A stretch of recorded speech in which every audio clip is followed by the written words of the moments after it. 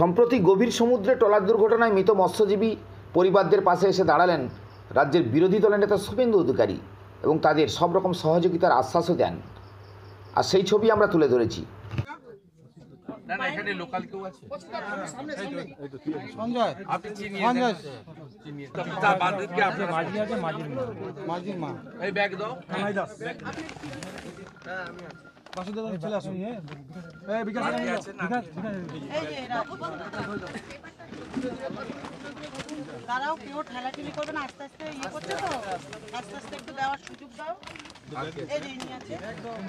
আপনার স্বামী হয়তো হ্যাঁ, ওনার স্বামী মাঝি ছিল মনে এই হয়। বাচ্চা কটা আপনারা যদি মনে করেন বাচ্চাদের পড়াশোনার বিষয়ে আমরা সব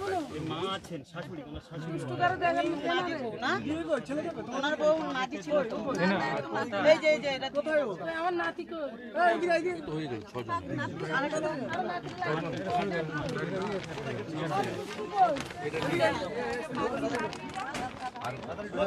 জানি না কাকা। ব্যাগগুলো সরিয়ে নিন ব্যাগগুলো সরিয়ে নিন আস্তে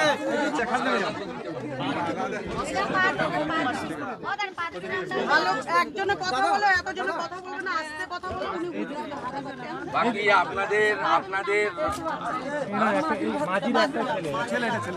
এই মাঝি ট্রলারে ডুবে গেছিল ওনার এদেরকে পড়াশোনা করান কে লোকাল গ্রামের কে আছে আপনি লোকাল পড়াশোনা ছেলে মেয়েদের সমস্ত দায়িত্ব আমি নেব। যদি এর পরিবার রাজি থাকে আপনি এদেরকে বলবেন, তালিকা করে নাম্বার দিয়ে দেবেন। এখানে দীপঙ্করবাবু অসিতবাবু আছে, ওদের কাছে আমার নাম্বার আছে, হোয়াটসঅ্যাপ নাম্বার দিয়ে দেবেন, নামের তালিকা করে দেবেন। বুঝছেন, আমাদের পক্ষ থেকে কিছু সামান্য আর্থিক সাহায্য আছে, 1 লাখ টাকা করে আমরা দিয়েছি। আর আমাদের যেটুকু ক্ষমতা, আমরা তো সরকার নই, আমাদের যতটুকু পারা যায় আপনাদের পাশে থাকানো, ভগবানের কাছে প্রার্থনা করবো, ঈশ্বরের কাছে বিদেহী আত্মা শান্তি পাক, আর পরিবারের পাশে আমরা আছি।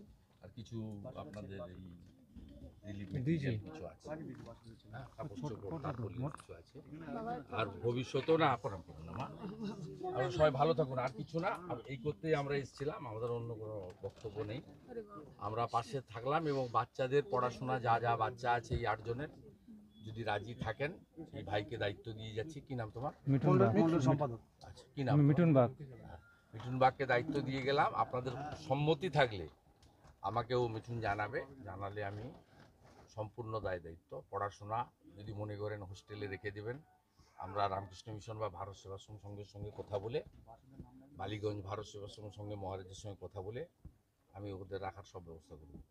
থাকা, খাওয়া, পড়াশোনা, যে কটা বাচ্চা আছে আপনারা নিজেরা ঠিক আছে। আর যদি কিছু আপত্তি থাকে বলুন, তোমাদের কোনো কিছু বলার থাকলে বলুন। যদি কিছু আমার বলা হয়ে গেছে, আমার দাদা বাসুদার ছেলে এসছে, চলে আসো লাগিয়ে দেবো। কলকাতায় বহু জায়গা আছে, বেসরকারি কাজ করবে তো।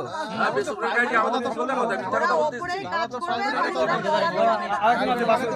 আরেকজন এসেছে, ছেলে এটা ছিল বাবা চলে গেছে। তুই কি করিস? আস্তে আস্তে আস্তে আস্তে মেডিসিন দোকানে এই রাজেশ, প্রমোদ, একে নিয়ে যাও হসপিটাল। চিকিৎসা করাবো স্যার, আমরা গেছিলাম হাসপাতালে, হাসপাতালে এটা 10,000 টাকা দিয়ে যাচ্ছি, চিকিৎসা করান, সুস্থ হলে আমি দেখি। এই নাও ভাই, তুমি এটা নিয়ে নাও। ওটা পঞ্চায়েতের কাজ। আমি আপনাদের ছেলে মেয়েগুলো, বাচ্চাগুলোর সব পড়াশোনার দায়িত্ব নেব। এগুলো সব হোস্টেলে রাখা, এ করা দেব। আর যদি পঞ্চায়েত এদের বিধবা ভাতা বা যেগুলো পাওয়া উচিত না দেয়, আমি 3 মাস টাইম দিয়ে যাচ্ছি, তারপরে আমরা ব্যবস্থা নেব। আপনার পঞ্চায়েতের দায়িত্ব। 1000 টাকা বিধবা ভাতা পাওয়া যায়, 800 টাকা ভারত সরকার দেয়, 200 টাকা রাজ্য সরকার দেয়। এটা ভারত সরকারের প্রকল্প। 1000 টাকা করে বিধবা ভাতা আপনারা পাওয়ার যোগ্য। এবং এটা আমাদের রাজ্যের মুখ্যমন্ত্রীও বারবার বলেছেন যে যারা হবে অটোমেটিক কোর্সে তাদের হয়ে যাবে। সরকারের দায়িত্ব, পঞ্চায়েতকে বিডিওকে এটা করতে হবে। যদি না করেন আমরা আমাদের পক্ষ থেকে করব, সেটা সরকারি হবে না, বেসরকারি হবে। এবং আমরা করব। আমরা পাশে দাঁড়িয়েছি, আমরা সব জায়গায় রাজনীতি দেখি না। আমি অন্তত দেখি না, আমি আজকে কোথাও পার্টির লোককে জানাইনি, আমি ঝান্ডা দিইনি, স্লোগান দিইনি। এটা আমার কর্তব্য, আমি রাজ্যের বিরোধী দলনেতা। হ্যাঁ এই রাজ্যের যে কোনো পীড়িত মানুষের পাশে দাঁড়ানো আমার কর্তব্য। হ্যাঁ সেটাই তো বাস্তব। এই জন্য আপনার কাছে অনুরোধ মগরাহাটে যখন পঞ্চায়েতে সিপিএম আইএসএফ এর ঘর লুটপাট হয়েছিল, সেখানেও এসে আমি ত্রাণ করে গেছি। অত আমার এসব নেই, আমাদের সমস্ত লোকজন আছে, আমরা পাশে আছি। সরকারের যে দায়িত্ব তারা পালন করুন, আমরা আমাদের দায়িত্ব পালন করছি। আপনারা যদি বেসরকারি কাজ করতে চান আমি দেখে দেবো, রাজি আছি আমরা তো বলছি। রেখে দেবো, পুজোর পরে দেখে দেবো, এই সময় হবে না। আপনি তালিকা মিঠুন ভাইকে দেবেন। হ্যাঁ, তালিকা আর আপনারা 3 মাসের মধ্যে যদি বার্ধক্য বিধবা ভাতা চালু না হয়, আমরা অন্য ব্যবস্থা নেব। এটুকু আমি কথা দিয়ে গেলাম। এটা আর আলোচনা করে তুমি বাড়িতে জানাবে। সবাই ভালো থাকবেন। অসুবিধা